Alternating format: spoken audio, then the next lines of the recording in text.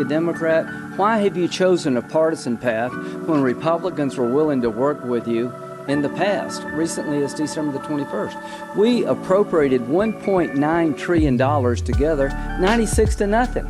In order to open these doors, we do not say open sesame, we say open Biden. 皆さんこんにちは。北中隊長です。今日はつい先日、元陸軍中将に対して行われた単独インタビューをこちらに掲載しています。後半にご視聴いただけますので、どうか最後までご視聴ください。最初の動画は、上院議員のリンゼー・グラハム議員が、現在の民主党が多数を取った下院がコロナ救済策として1.9兆ドルもの予算を計上してきているが、共和党側には何の相談もなく、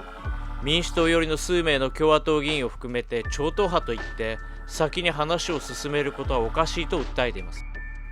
以前にも指摘しましたが、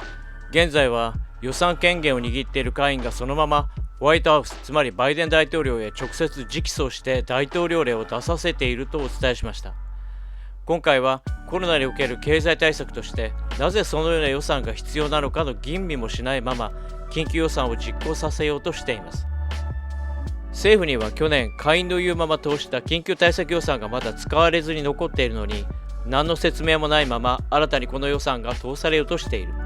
しかも上院も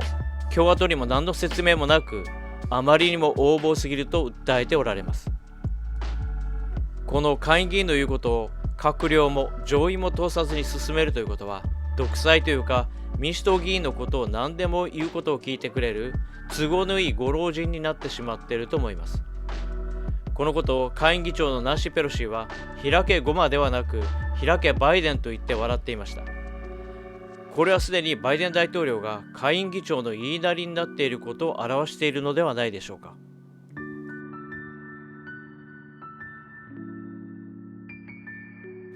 今日はフリン将軍に参加してもらいました。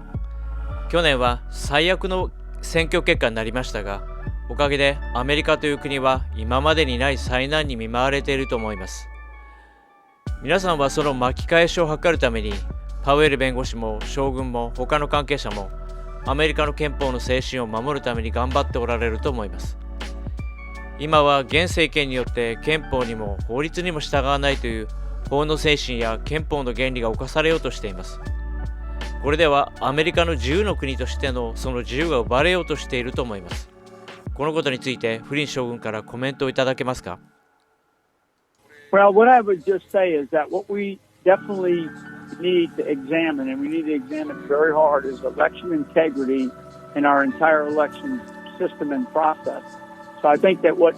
we the people need to be looking at, and I think that I see our government's probably in the process of forming some type of commission or something like that to look at all the aspects of that. I think that there needs to be some type of citizens commission, maybe just people from all walks of life that come together and maybe form our own commission to study and to take a look at and then make some decisions on how we should run our elections in this country, because our election system just broke down, and the lack of confidence in our election system and process, and not only these machines, but the mail-in ballots, all that sort of stuff that we are continuing to experience, is just people have no confidence in it any longer. And I think that's one of the greatest privileges, the greatest rights we certainly have, to be able to vote in a free, fair, and transparent system that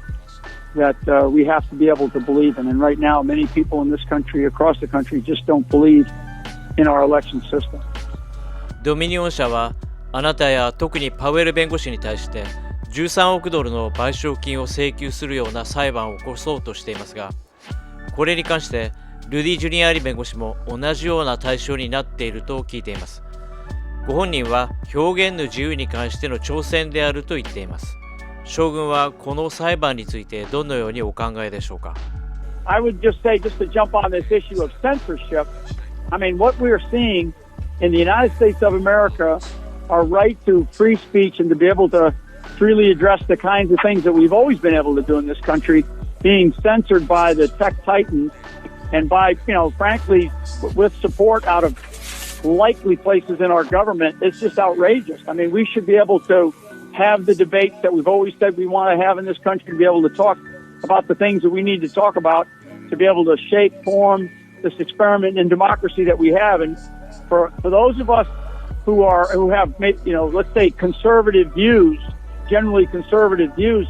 on the political spectrum, but we're being censored because of those views, that's just outrageous and it's un-American. 将軍、今大変お忙しいと聞いていますので、短く2つ質問をさせてください。一つは現在ワシントン DC にいる州兵についてと、もう一つは中東情勢や台湾情勢についてお伺いしたいと思います。Well, I mean, for real quick, I think that the military will do what it's asked to do, and they'll do it in a professional way. And I applaud our military forces wherever they're serving around the world or here in the United States. I do know that at a certain point in time, things like boredom begin to set in, and I know that some of the small unit commanders will try to do what they need to do leadership-wise to keep the troops, occupied. But I mean, I think the fact that they are, speaking of occupying, they're occupying Washington D.C. right now. It's really got to be examined by by our political leadership as to see what's the real purpose of it. And I just think that at a certain point in time, that purpose runs its course, and they probably need to be sent back home and allowed to go do what they're supposed to be able to do. And those are, I think, mostly National Guard troops, so they're citizen soldiers, and they likely have families and jobs back home that they need to return to, and they should. 将軍、もっと本来はバイデン政権の行った中東への新たな関与や世界情勢に関して時間があればもっとお聞きしたかったのですが、最後に台湾情勢にまつわる中国のことをお聞かせください。Yeah, China represents a major adversary right now, and I would say that my expert judgment on what we need to be looking at is we need to be paying very, very close attention to every aspect of the Chinese government, military, their political ideology, their economic strength, all these things, what they're doing on this One Belt, One Road initiative. China is a threat to this country, and we need to pay very close attention to it. アメリカが中国への対応を厳しくするということは、今緊張の増した台湾情勢へそのまま影響するものと考えています。特にイラン政策に関してはネタコを起こしたようなことになっていると思います。トランプ大統領の時代にはイスラエルを含めて非常に安定してきていたと思うのですが、いかがでしょうか。Right. Again, I'll come back at another point in time. I appreciate what you're raising, because it's probably one of the greatest topics that we're going to have to deal with in the next few years here because of the threat that they do represent. So thanks very much, John, and I appreciate it. I look forward to coming back on. God bless.